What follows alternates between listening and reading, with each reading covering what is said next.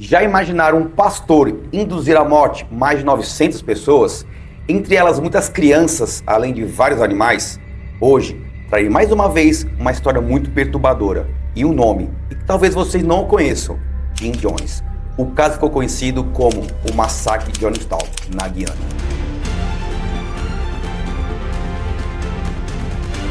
Bem-vindo, intrépidos amantes da área policial. Meu nome é Danilo Távora, sou delegado de polícia e vocês estão na série Investigação Especial. Com essa história obscura e assustadora, muitas palavras tiveram que sair do roteiro, principalmente devido à política de uso da plataforma. Mas quero deixar alguns esclarecimentos. Quem induz ou instiga alguém ao suicídio comete crime, inclusive com penas maior quando ocorre a morte. Porém, neste caso, dependendo da interpretação, Jim teria cometido múltiplos homicídios e não o crime acima descrito. Tentem, em suas vidas, evitar ao máximo a utilização da palavra suicídio, ou até de divulgar o suicídio de alguém. Eu sempre oriento dessa forma, considerando que outras pessoas que estão pensando em cometer este ato tenham coragem e realizem sua intenção ao ver alguém que tirou a própria vida. Muitos relatam que foi o maior massacre da Terra, inúmeras mortes que aterrorizaram não só um país, mas o mundo. Esse foi o cenário onde ocorreram as mortes que ficaram conhecidas como o maior caso de suicídio do mundo. Jim Jones nasceu na Indiana, nos Estados Unidos, no dia 13 de maio de 1931.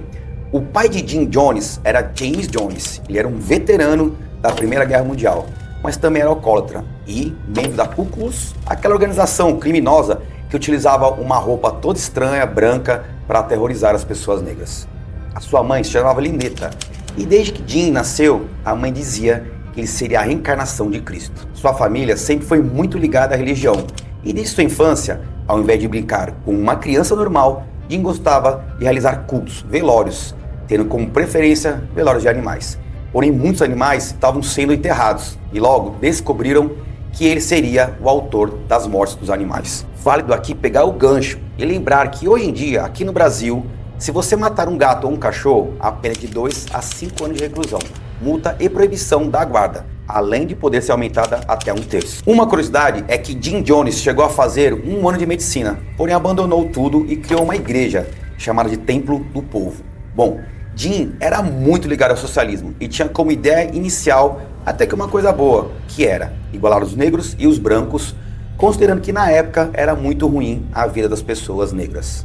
Mas Jim queria igualdade em sua igreja e aceitava todos, e por essa receptividade, muitos negros começaram a participar de sua igreja. Fato bem intrigante era que Jim, em suas conhecidas noites brancas, tinha um ritual muito macabro. Ele oferecia um copo contendo um líquido e pedia para que todos bebessem. Dizia que seria veneno, porém muitos não bebiam e fugiam. Os que bebiam percebiam que não era veneno, mas desta forma Jim conseguia saber quem era realmente fiel. Suas conhecidas noites brancas foram feitas inúmeras vezes e sempre com o mesmo ritual. Jim também oferece algumas coisas boas em sua comunidade: educação, comida, casa e trabalho para as pessoas negras, mas cobrava 20% de todo o lucro do trabalho. Na época, devido ao preconceito, essa atitude, ou seja, tratar bem as pessoas negras, não era muito bem vista e constantemente arrumava problemas, quando então decidiu ir para São Francisco. E por lá, seus fiéis aumentaram consideravelmente. Foi nesta época que Jim começou a entrar na política, e também nesta época que começaram as inúmeras denúncias sobre o templo, como mortes, estupros, etc. Com a série de denúncias e percebendo que poderia ter problemas, Jim decide criar seu templo em outro lugar. Faltava escolher o país apropriado. A possibilidade de uma cidade do estado de Minas Gerais foi ventilada, ou seja, quase que ele veio para o Brasil. Imaginem. Foi quando, por uma série de motivos, inclusive pela população ter muitos negros, decidiu, em 1977, ir para a Guiana, comprando 10 mil hectares após ter feito muitos empréstimos. Contudo, outros dizem que foi um acordo com as autoridades de Guiana. Então, esse local foi batizado como sendo Jonestown.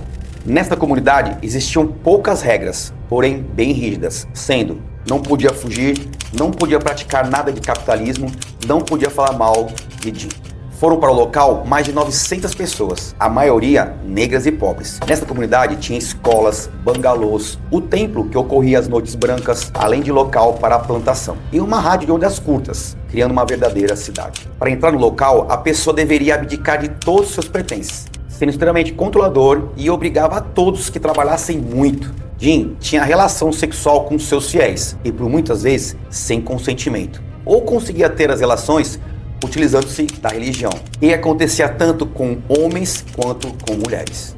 Esse tipo de manipulação religiosa é uma forma de coerção sexual, onde a vítima é induzida a acreditar que a atividade sexual é moralmente necessária, invalidando o consentimento da vítima. O pastor dizia sempre que os Estados Unidos estaria atrás dele, deixando todos ainda mais fiéis aos seus pensamentos paranoicos. Também fazendo com que algumas pessoas andassem armadas em sua comunidade, criando a Armada Vermelha. Como que Jim começou a ser desmascarado? Jim tinha 6 filhos adotivos e um biológico. Porém, entre os adotivos, um não era adotivo, esse sim biológico, sendo que sua mãe era uma fiel que vivia no templo e teria sido estuprada por Jim. Este filho conseguiu fugir e ir para os Estados Unidos. Foi quando ele conseguiu chegar até um político americano e contou sobre o que acontecia na Guiana, conseguindo que mandasse uma delegação contendo 18 pessoas. Dentre eles, tinha militares, fotógrafos, jornalista e o deputado. I think that all of you know that I'm here to find out more about questions that have been raised about your operation here. But I can tell you right now that from the few conversations I've had with some of the folks here already this evening, that whatever the comments are, there are some people here who believe that this is the best thing that ever happened in their whole life.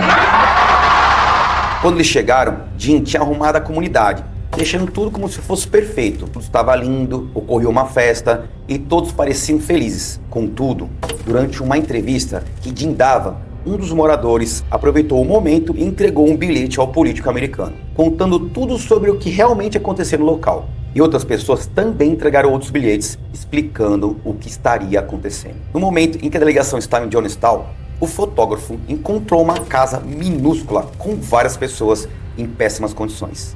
E essas pessoas começaram a pedir também ajuda, pois se eles tentassem fugir, morreriam. Em um determinado momento, Jim percebe o que estava acontecendo, percebendo também que algumas pessoas que eram muito próximas a ele queriam fugir. A delegação iria embora apenas no outro dia e tinha ido com 2 aviões. Sendo que em um dos aviões foi colocado todos que queriam ir embora e no outro estava a delegação. Acontece que, no dia 17 de 11 de 1979, a Armada ou Brigada Vermelha atacou a delegação no momento de sua partida, matando 15 pessoas, inclusive o político. Jim, então, reuniu todos os fiéis dentro do templo. A Armada Vermelha também estava lá, garantindo que ninguém fugisse. Começou a proferir o seguinte discurso. Hurry, hurry, my children, hurry. All I say, does not fall into the hands of the enemy. Hurry, my children. Hurry. Die with respect, die with a degree of dignity. There's nothing to death, it's just stepping over into another plane. Don't be this way. We laid it down, we got tired.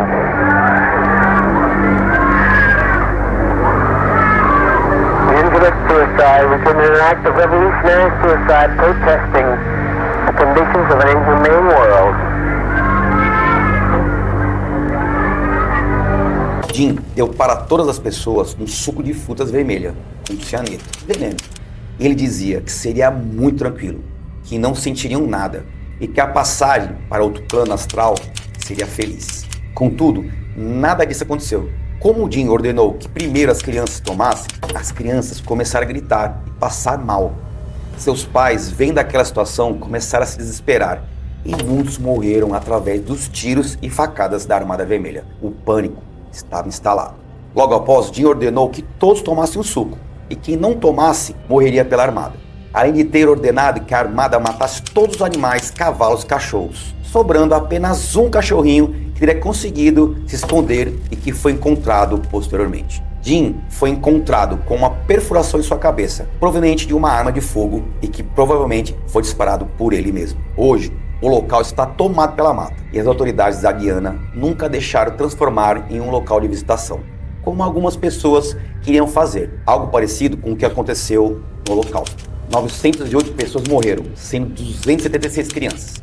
35 pessoas conseguiram sobreviver, a maioria que teria saído antes de tudo acontecer, pois teriam ido comprar mantimentos. Chega ao fim mais um episódio da série Investigação Especial. E caso tenham gostado, façam inscrição, deem like, compartilhem, acione o sininho. Também comentem quais os casos que vocês querem que eu traga no próximo vídeo. Um grande abraço e permaneçam com Deus.